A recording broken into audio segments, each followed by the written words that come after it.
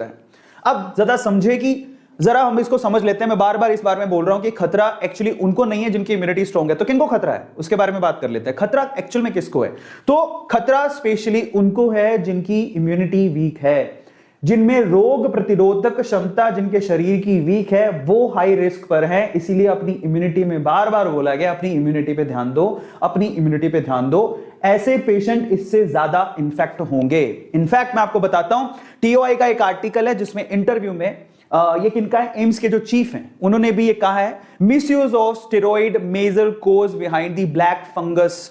क्या हो रहा है कि अगर आप ध्यान से देखो तो कोरोना का जब ट्रीटमेंट किया जा रहा है उसमें स्टेरॉइड्स का इस्तेमाल भी किया जा रहा है। अब हम क्या कर सकते हैं, कोरोना से बचे, इधर कुआं उधर खाई।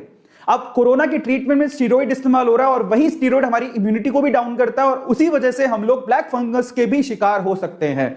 तो हम लोग इधर कोरोना से बचें तो उसके लिए स्टेरॉइड लेना पड़ेगा, स्टेरॉइड का ट्रीटमेंट है, अलग अलग तरह से स्टेरॉइड को लेना पड़ेगा। लेकिन अगर स्टेरॉइड लेते हैं तो उससे इम्यूनिटी डाउन होती है और अगर इम्यूनिटी डाउन हुई तो वहां पर ब्लैक फंगस का भी खतरा बढ़ेगा अगर हमने हाइजीन का ध्यान नहीं दिया तो, साफ सफाई का ध्यान नहीं दिया तो। समस्या बड़ी है, ठीक है, अभी दिख नहीं रही है लेकिन वो बड़ी है। इसके अलावा कौन कौन रिस्क पर है? Specially patient with recent organ transplant.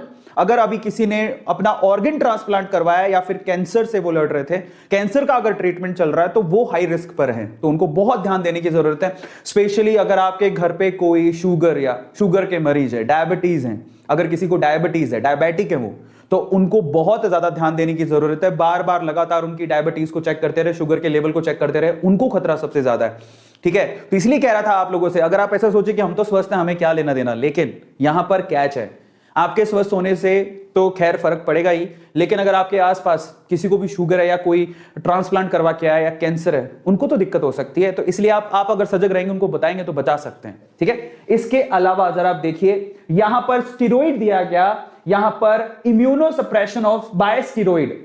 कई बार होता है हमें ट्रीटमेंट के लिए क्या करना पड़ता है, इम्यूनो सप्रेशन करना पड़ता है, वो भी स्टेरॉइड के थ्रू। लेकिन जो स्टेरॉइड ले रहे हैं बेसिकली उनको इसका खतरा काफी ज्यादा है। और इसके अलावा सबसे इंपॉर्टेंट चीज जरा समझिए, जो कोरोना की वजह से या किसी और वजह से जो भी है, सांस के संबंधी कोई भी बीमारी अगर आपको, और अगर आप हॉस्पिटलाइज हैं, स्पेशली कोरोना जो भी इस वक्त चल रहा है, ठीक है, वो जो एक रेस्पिरेटरी प्रॉब्लम है स्पेशली, अगर उस वजह से आप हॉस्पिटलाइज हैं तो वहां से भी आपको फंगस, ब्लैक फंगस होने का खतरा है, ब्लैक फंगस से इंफेक्टेड होने का खतरा है।